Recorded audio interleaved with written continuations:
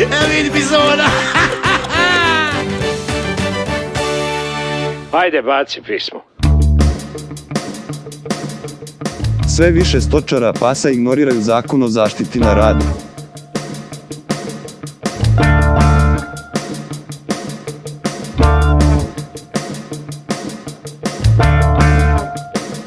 Zbog loših kineskih GPS uređaja poljoprivrednici su završili na autocesti i tako polako prema Kini.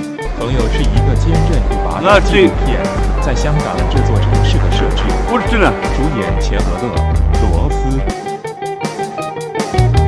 Neredi zbog nestašice čipova i porast broja domaćih mimova. Stručnjaci kažu da je to razlog zašto je tvoja mama toliko debela.